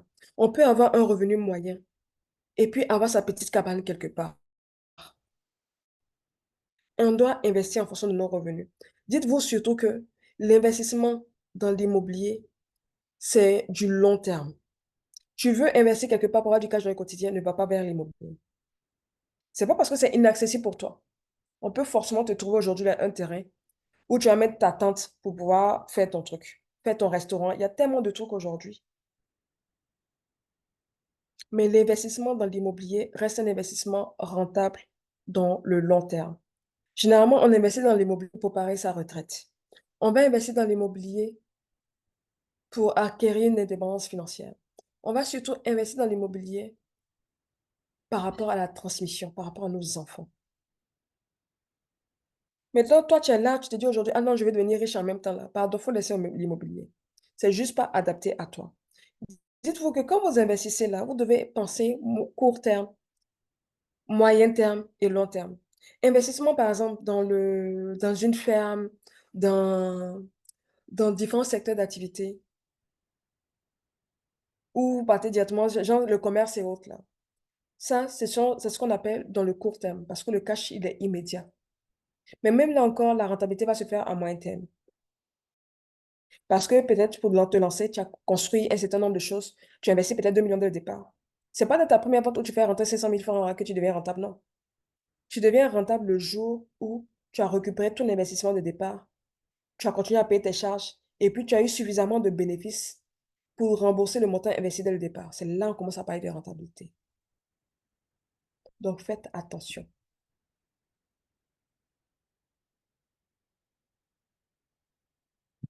Donc une fois que vous avez compris les différentes catégories d'épargne, donc les différents segments sur lesquels vous pouvez mettre votre argent, c'est important derrière de faire forcément de la planification. Moi, aujourd'hui, je ne recommande pas quand il y a des personnes viennent me demander, ah, Madame Djeribo, dans quoi, ah, Colombe, dans quoi je peux investir et tout. Franchement, tout ce qui est ferme, commerce et autres là, je vais pas vous conseiller parce que c'est pas mon métier. Je préfère être honnête avec les gens. Tu ne peux pas être fort partout. Moi, ma spécialité, c'est la planification. C'est-à-dire que c'est vous qui allez partir vous former sur le domaine sur lequel vous voulez partir. Faites attention aux personnes qui, sur les réseaux sociaux, vont demander, ah non, mais moi j'ai 100 000 dans quoi je peux investir. Même si on t'a proposé un domaine d'investissement aujourd'hui que tu t'es pas formé, Tu peux pas, tu es surpris après que tu ne réussis pas le projet. Parce que tu t'es pas formé. Vous allez venir me demander dans quoi je peux investir. Je vais vous dire, ah, va investir par exemple dans l'élevage. Toi-même, tu ne te renseignes pas, tu vas te lancer. Et puis après, comme elle dit à bien, si tu tapes poteau, tu vas te dire, ah, c'est Madame Djeribo, c'est la tante Annie, c'est Colombe qui m'a dit de faire ça. Mais moi, je ne suis pas dans le quotidien avec toi. Moi, je peux te faire des propositions. Mais même moi, je suis ici, là, je ne maîtrise pas l'investissement, je ne sais pas comment gérer une ferme. Ce serait vraiment utopique de te dire que non, mais moi, je vais connaître tous les domaines d'activité. Non. Mon expertise, là, en plus, même pour consolider encore ça, je suis partie faire une certification récemment là, sur la gestion d'actifs à LG Education. Parce que c'est là mon champ. Moi, mon rôle là, c'est de m'asseoir et puis d'être constamment, quand j'entends parler d'un nouveau produit ici, d'être en train de partir me renseigner pour savoir, ah, ce produit, c'est destiné à qui? C'est quoi la rentabilité? Et puis directement, ça me permet de dire à mes clients, quand ils viennent vers moi, en fonction de leur profil investisseur, en fonction de leur projet, en fonction de la stratégie d'épargne qu'on a eu à mettre en place, ça me permet de choisir le meilleur produit financier adapté à son budget. En réalité, là, à la fin de la journée, là, c'est quels sont les investissements que je fais. C'est vraiment là ma spécialité. Je suis obligée de vous motiver à épargner, à maîtriser votre budget, parce que s'il n'y a pas de matière, s'il n'y a pas d'épargne, on ne peut pas parler d'investissement. Donc, dites-vous que quand je vous mets la pression aussi sur les réseaux sociaux, là, c'est pour arriver à ça, en fait. La finalité, l'investissement. Comment on planifie les investissements qu'on va faire. C'est important, en fait, que vous puissiez choisir les différents. Aussi, dites-vous que, par exemple, vous voulez investir. Regardez ici, par exemple, quand je parlais de 3 ans pour le projet immobilier. L'horizon d'investissement qui est ici, là, des 3 ans, là, pardon, investi dans 5 ans. L'horizon d'investissement ici va nous permettre de choisir le produit d'investissement. C'est comme ça que vous allez choisir votre produit d'investissement. C'est pas en regardant le ciel que vous allez choisir ça. C'est parce que là, vous êtes sur un horizon d'investissement de 5 ans que vous allez vous dire, OK, peut-être que là, je peux partir vers des actions. Si c'était par exemple un horizon d'investissement de 1 an, je ne vous aurais pas dit par exemple de partir sur par exemple des assurances vie. Parce que assurance vie, très souvent, ils vont bloquer votre argent sur 7 ans. Donc, si dans le départ, tu es en train de choisir le mauvais produit financier, ça aura forcément un impact sur ton épargne après ou sur ta stratégie. Donc, pensez aussi planification. Voici quelques questions qu'il faudrait vous poser avant de pouvoir investir. Quel est votre degré de tolérance au risque? C'est très important. Est-ce que vous êtes une personne est-ce que vous pouvez perdre une partie de votre argent? À quel moment vous allez récupérer votre argent? Est-ce que vous avez peur que votre investissement fluctue beaucoup? Parce que quand tu dis, ah, moi je vais partir vers la crypto parce que mon ami m'a dit que là-bas on gagne de l'argent, que tu as peur que ton investissement fluctue beaucoup, pardon, faut fuir la crypto. C'est pas adapté à toi. Si tu te dis, par exemple, que tu auras besoin de ton argent dans 2 mois, dans 3 mois, pardon, aussi, faut fuir les marchés financiers. En fait, les questions qui sont ici, si vous avez les réponses, ça va vous permettre de choisir le bon produit financier adapté à vos besoins. C'est la base, en fait. Donc, tout à l'heure, je vous parlais de profil investisseur. Qui dit profil investisseur dit souvent aussi un peu âge. Parce que tu ne peux pas avoir 55 ans et puis aller mettre tout ton argent sur un produit d'épargne qui est très risqué. Et puis, à un moment, apprenez à ventiler votre niveau de risque. C'est-à-dire que vous pouvez mettre une partie de vos placements financiers sur un investissement qui est risqué, en connaissance de cause. Bien évidemment, vous savez que le produit est risqué, mais vous le faites volontairement. Vous pouvez mettre une autre partie sur un produit qui n'est pas du tout risqué. Et puis, une dernière partie sur un produit, par exemple, où le risque, où le risque est maîtrisé, en fait. Si vous ne faites pas ça et que, par exemple, vous mettez tous les œufs dans le même panier, si à un moment, il y a un problème, par exemple, par exemple, de ceux qui ont mis toute leur épargne chez Sotoc à l'époque, ou chez KDS. C'est-à-dire que jusqu'à KDS Ferme, toi, tu as perdu toute ton épargne, un coup. Non, ne faites pas ça, en fait. Donc là, au niveau des produits financiers, vous voyez à peu près, en fonction de la rentabilité, l'horizon d'investissement aussi qui est lié. Donc, quand vous êtes quelqu'un qui aime prendre du risque, Très souvent, vous allez être entre 3,50 et 5, maxi 6, quand on est sur des obligations. Vous êtes une personne qui aime prendre un risque modéré, on va dire, on sera entre 5, 6 jusqu'à 9. Mais là, l'horizon d'investissement sera sur de 3 à 5 ans. Donc, la personne qui m'a posé la question tout à l'heure, si j'arrive pas à épargner, est-ce que aller sur la bourse va résoudre mon problème? Non. Souvent, ça vous crée plus de problèmes que prévu. Tout simplement parce que vous n'avez pas mis le bon produit. Vous n'êtes pas sur le bon produit financier.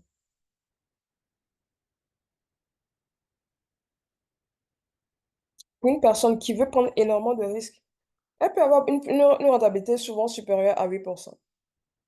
Je sais qu'au niveau, par exemple, de tout ce qui est fonds communs de placement, j'ai fait une analyse récemment où il y avait des fonds, des FCP, qui avaient des rentabilités qui pouvaient partir jusqu'à 19%. Mais quand on parle de 19%, dites-vous que ça va fluctuer. Donc aujourd'hui, ça peut être à 19%, demain, ça peut être un peu moins ou autre. Mais c'est important à ce niveau-là, quand on va investir sur ce type de produit, de regarder la performance. L'historique de performance de ce fonds-là, par exemple sur les 3 dernières années, pour voir ce qu'ils ont fait. Ça va vous permettre de choisir aussi la bonne société qui va vous accompagner à ce niveau-là.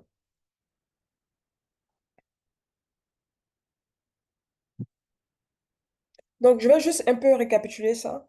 Et puis, on va avoir 30 minutes pour que je puisse répondre à vous puissiez poser vos questions, peut-être partager votre expérience en investissement, et puis faire la séance questions pour être sûr que tout a été compris et tout.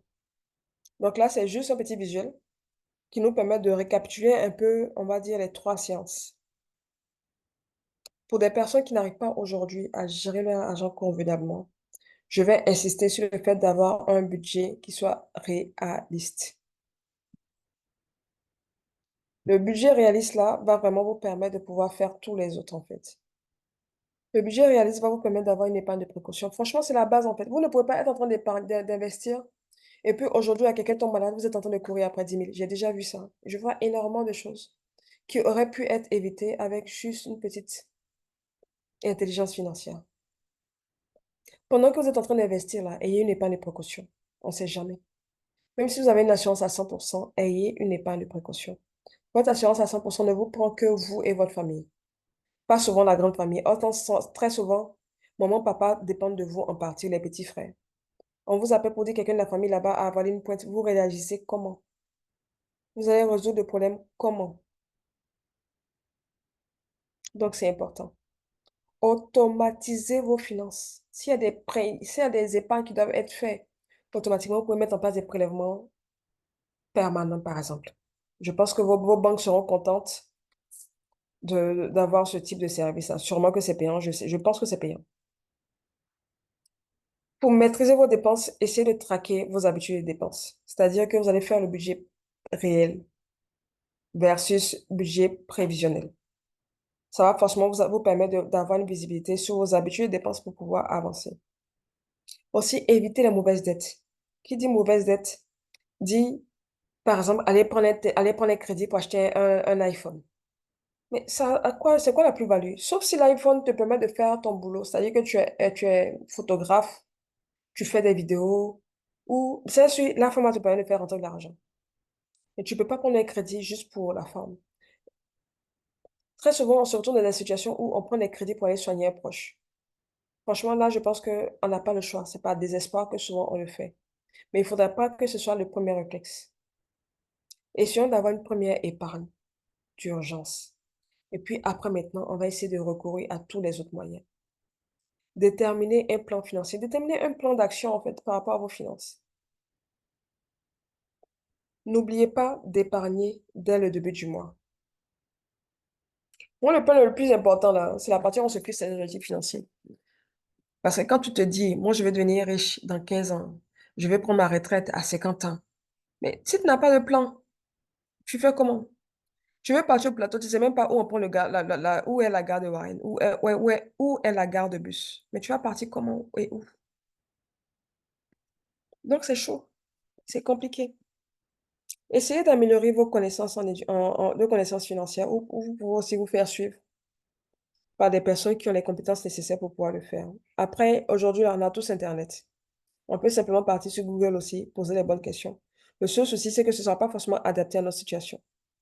Mais il faudrait trouver le moyen de l'adapter à notre situation. Et puis, franchement, c'est un bon investissement le fait de se former sur la gestion de ces finances-là. Parce que ça vous permettra réellement de faire beaucoup plus que ce que vous faites aujourd'hui. Donc, je vais m'arrêter là pour aujourd'hui. Je pense que j'ai tout mis. Et puis, je vais vous laisser poser vos différentes questions. Ok, ça marche. Donc déjà, il y a le padre César Libaï qui avait une petite question à poser. Donc, je lui donne la main.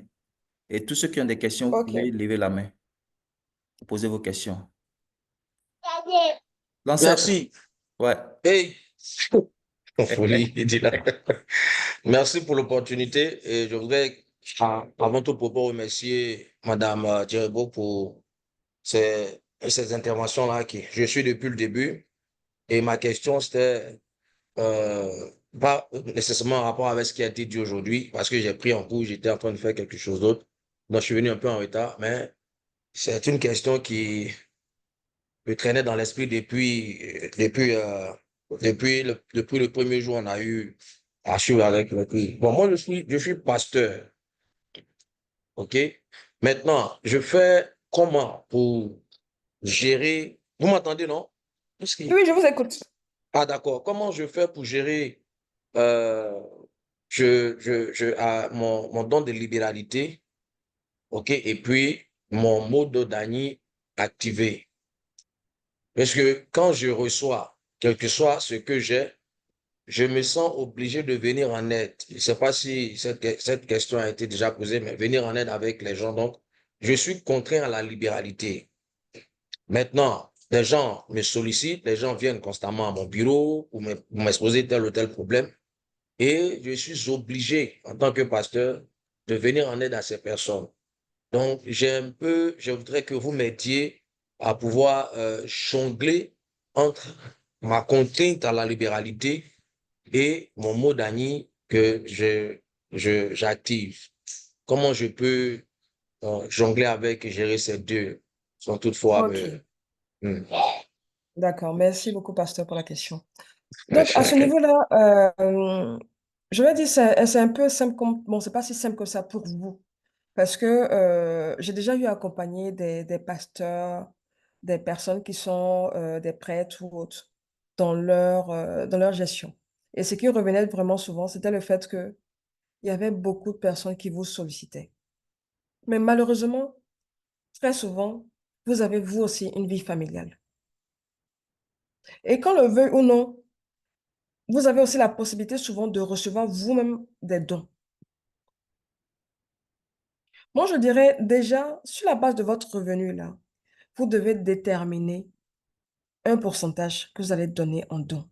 Parce que vous êtes le responsable aussi, certes, de votre église, mais vous êtes le responsable aussi de ceux qui sont à la maison chez vous, madame et les enfants, de votre famille aussi. Donc, sur la base de ce que vous avez comme revenu, vous êtes obligé de dire, OK, moi, chaque mois, sur la base de mon salaire, là, voici ce que je peux donner. Disons, par exemple, 200 000 francs, peut-être 100 000 francs. C'est à vous de déterminer ce que vous pouvez donner sur la base de votre salaire. Au moins, vous savez que ça, là, c'est le maximum ou le minimum que vous pouvez faire par rapport à ça. Maintenant, la deuxième partie, là, c'est tout ce que vous allez réussir à avoir comme don vous-même, sur laquelle vous allez vous dire, OK, ça, là, je décide, par exemple, de répartir aussi un certain nombre, un certain montant aux autres personnes qui me sollicitent, histoire de pouvoir vraiment exercer votre libéralité. Parce que ça va être difficile pour vous, en tant que pasteur, d'avoir des difficultés financières à la maison et puis de pouvoir être en train d'aider des personnes dehors. Vous allez être stressé, vous n'allez même pas vous-même réussir votre mission. Donc, c'est important pour moi de déterminer le pourcentage. Et puis après, sur les dons, donc je suis en train de radoter un peu, mais c'est un peu ça la stratégie.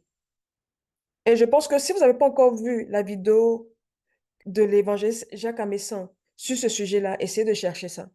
Parce que je pense que par rapport à ce que vous faites dans le quotidien, cette vidéo-là est la plus adaptée et la plus c'est la réponse, en fait, à votre réponse et cette vidéo-là, je pense que je peux donner le lien. Après, je vais voir si, je peux, je sais même pas.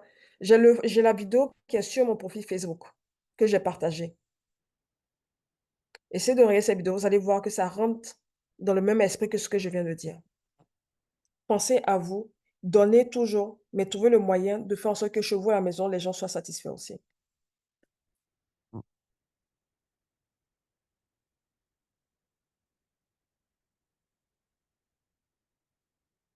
Donc voilà, je ne sais pas si vous êtes satisfait de la réponse. Oui, il a mis, c'est bien noté. OK. Il a dit merci. C'est pas, s'il n'y a pas de questions, et je sais qu'il n'y aura pas parce que aujourd'hui c'était très, très, très clair comme d'habitude. De toutes les façons, comme ça a été demandé dans les commentaires, il y aura le lien dans notre groupe WhatsApp dès que possible pour que vous puissiez réécouter encore, de sorte que vous puissiez vraiment vous imprégner de tout ce qui a été dit. Je sais qu'aujourd'hui, il n'y aura pas trop de questions. Mais s'il y en a, vous pouvez lever la main. On a encore quelques minutes pour pouvoir répondre à vos préoccupations. Nous sommes là pour vous servir. Comment tu fais pour intégrer le groupe? Ils ont envoyé le lien. On avait envoyé le lien. Je vais chercher pour t'envoyer. Voilà le lien. Tu cliques sur ce lien, tu peux intégrer le groupe WhatsApp et dès que possible, je vais envoyer le lien du replay sur le groupe.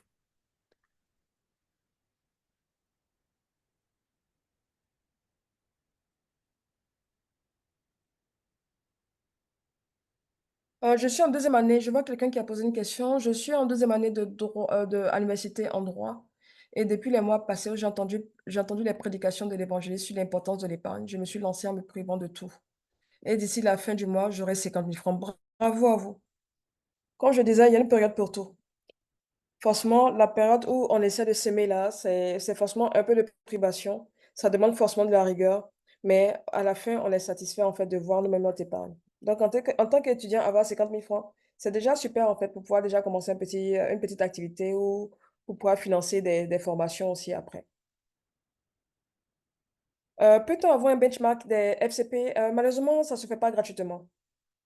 Je le fais lors d'accompagnement et autres. Parce que c'est vraiment beaucoup de temps pris pour pouvoir comparer les FCP et autres. Je veux investir, j'ai demandé à mes amis en sciences éco, ils m'ont parlé de ce qu'on appelle être actionnaire, payer des actions et je compte me lancer dedans. Qu'en pensez-vous? En fait, je viens juste d'expliquer ça. C'est la partie où je parlais des investissements sur les marchés financiers. Moi, je ne vous recommande pas de partir directement sur les actions si vous n'avez pas de stratégie derrière. En plus, là, vous êtes étudiant, vous pouvez commencer, mais ayez une stratégie. Ne le faites pas, documentez-vous vous-même. Aujourd'hui, chez Bridgebank, c'est là, pardon, je peux donner l'information parce que c'est accessible. Chez Bridgebank Securities, avec 50 000 francs, vous pouvez ouvrir un compte titre et puis commencer vous-même à suivre votre investissement. Donc, vous pouvez le faire. Et je crois que même Bridgebank, ils ont fait une innovation récemment là. C'est possible d'investir à partir de votre compte Wave. Et ça, c'est une très belle innovation. Bon, je ne fais pas de la pub, hein, je ne suis pas payée pour ça non plus. Mais je me rappelle de ça, je me dis, ça peut être une information que je peux donner gratuitement. Voilà. Mais vous pouvez le faire. Mais pour moi, c'est pas forcément ce qui est le plus, c'est pas forcément la stratégie la plus adaptée à votre situation aujourd'hui. À quoi va servir votre épargne aujourd'hui? Déterminez un objectif en fait. Vous êtes jeune, vous commencez à épargner. C'est quoi votre stratégie d'investissement? Qu'est-ce que vous voulez atteindre dans 5 ans, dans 2 ans, dans 3 ans avec l'épargne que vous êtes en train de faire? Quand vous allez finir de réfléchir à ce que vous voyez comme investissement, vous allez choisir maintenant le bon produit financier.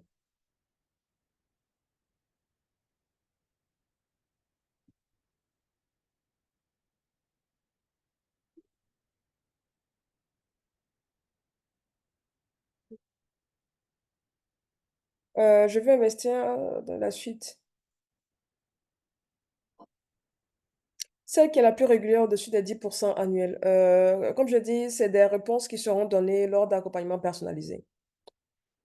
Je réfléchis à un autre truc. J'ai remarqué que la plupart du temps, lorsqu'on mange du GABA, on a tendance à manger un bonbon ou un chewing-gum ou un... Du coup, j'ai décidé d'aller vers un boutiquier pour en savoir plus sur les bénéfices de ce chewing-gum.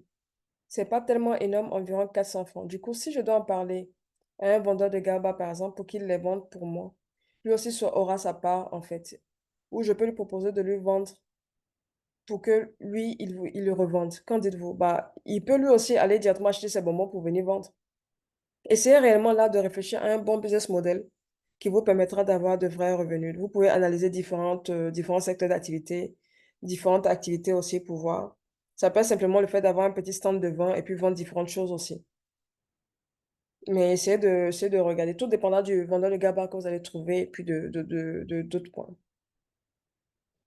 De votre point de vue, est-ce que l'utilisation de certains outils qu'offre le numérique nous permet d'améliorer la gestion de l'épargne? Bah oui, naturellement, c'est aussi pour ça que nous avons créé l'application SmartFin App. Parce qu'avec un outil qui est adapté, vous pouvez améliorer, en fait, déjà chez nous ici, c'est une innovation en fait. Le fait de pouvoir épargner de chez vous, par exemple, sur nous, dans notre application, vous avez la possibilité de chez vous de souscrire un produit d'assurance vie.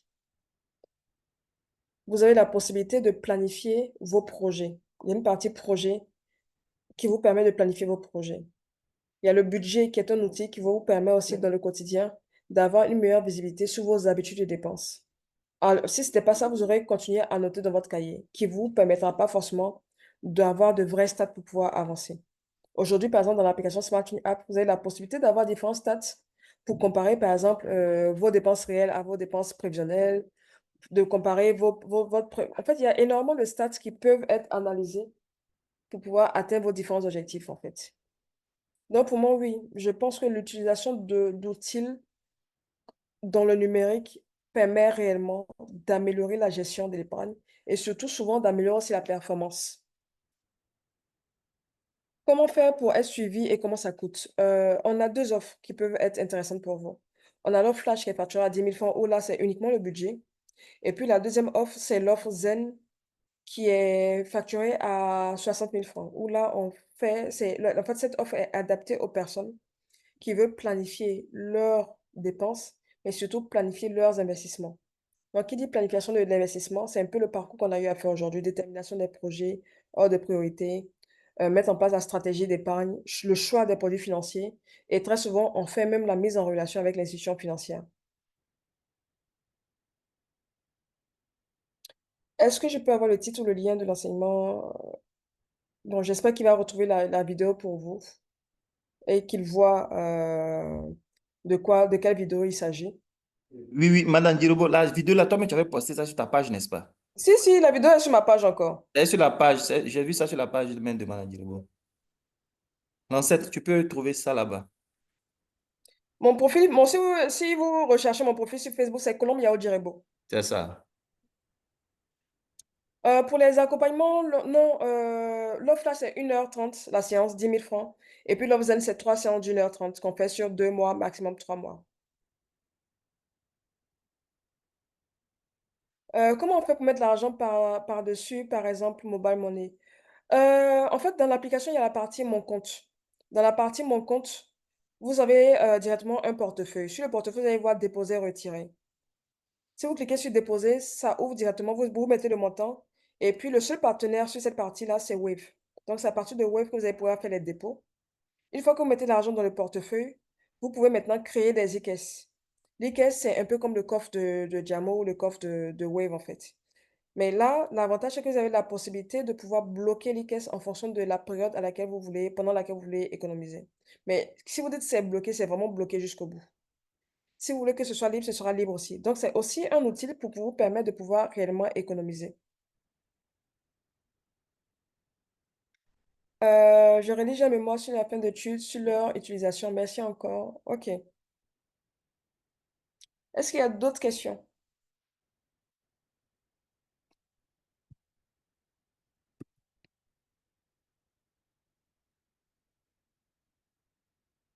Le nom de l'application, c'est SmartFin App. Pour la personne qui demande la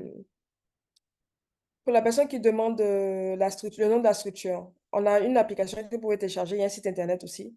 Vous tapez juste Smartphone App, vous allez retrouver.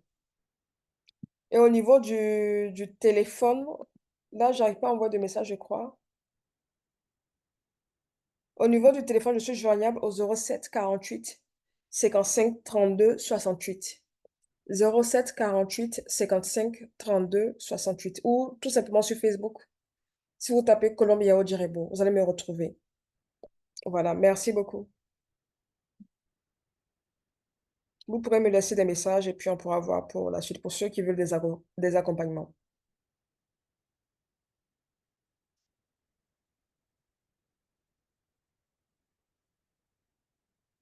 Est-ce qu'il y a d'autres questions?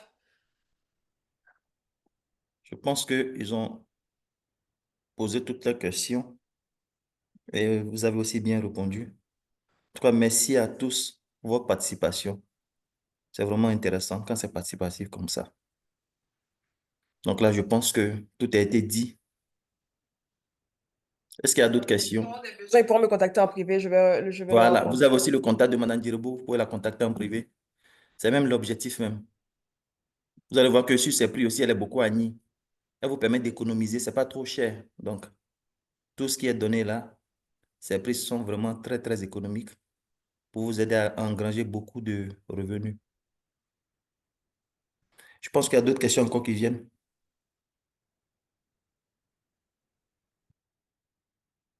Madame Djirobo, vous voyez les questions? J'ai pas vu les dernières avant le site web. Oui, on demande s'il y a possibilité sur le compte de garder de l'argent sur l'application pour retirer Oui, oui, avec. il y a une possibilité sur l'application de garder l'argent. Si vous Hmm, téléchargez l'application, allez dans la partie Mon compte. C'est dans la partie Mon compte que vous pouvez garder l'argent. Si vous cliquez sur cette partie-là, vous allez voir au-dessus Portefeuille. hmm. Vous allez voir, allez dans la partie Mon compte. Mon compte, au-dessus, vous voyez Portefeuille. Dans Mon compte, il y a Mon jeton. Si vous cliquez sur Déposer, vous allez voir en fait que euh, vous mettez le montant. Si vous validez, ça va ouvrir votre Wave. Vous allez voir en bas que c'est propulsé par Wave. Donc, on est en partenariat sur WhatsApp. Il n'y a que Wave que vous pouvez utiliser comme mobile money. Non, vu que vous êtes sur un placement sur du court terme, il n'y a pas de possibilité. Mais on a un produit d'assurance vie dans la partie, toujours dans mon compte, mais il y a la partie mes contrats. Dans mes contrats, il y a un produit d'assurance vie qui est mis en place avec SAR Assurance. Là-bas, l'argent est bloqué sur 2 ans et c'est rémunéré 3,5% l'année. Donc oui, sur cette partie-là, vous pouvez avoir des intérêts parce que c'est vraiment un produit d'épargne. Mais sur la première partie, dans la partie e-caisse, là-bas, c'est juste un wallet en fait. Comme je dis, c'est un peu comme le coffre de Wave ou le coffre de Jamo. C'est pas rémunéré, c'est juste pour vous permettre de mettre de l'argent de côté. Et moi, je vous recommande pas même de mettre l'argent de côté là-bas sur 2 ans, 3 ans, non. C'est vraiment pour du court terme, pour du court terme, de petits projets, par exemple, de 6 mois, 7 mois que vous voulez faire et ou vous ne voulez pas forcément partir en banque. Parce que vous pensez que vous faites des retraits de façon régulière, en fait. Mais ce n'est pas adapté pour des épargnes sur du long terme. Non.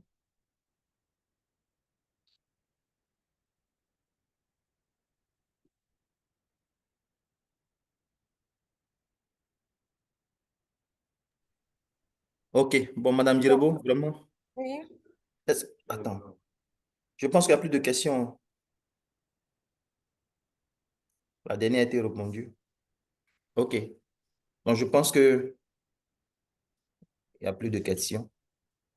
Vraiment que le Seigneur vous bénisse encore, une fois de plus, Amen. Je reçois. pour tous ces perles que vous nous donnez. Je sais que cela n'est pas tombé dans les oreilles de sourds. Je ferai fort de pouvoir vite traiter l'audio, la vidéo, pour pouvoir mettre le lien sur notre groupe WhatsApp pour que vous puissiez écouter. Et donc, si ça suscite encore d'autres intérêts, vous allez voir dans les passés, dans ce qui a été fait par le passé, il y a son contact, vous pouvez la contacter en privé pour pouvoir encore bénéficier de son assistance. Vraiment que le Seigneur nous bénisse tous, pour vous qui êtes là, pour Madame Djirobo. Il se pourrait encore qu'on puisse vous contacter pour d'éventuelles programmations selon ce que l'évangéliste va décider. Merci pour tout, vraiment merci, grand merci. Que le Avec Seigneur vous le plaisir. Je rende reste au à votre centuple. disposition. Hmm. Amen. Donc, portez-vous bien et on se dit à très, très, très bientôt, Dieu voulant. Au revoir. Au revoir.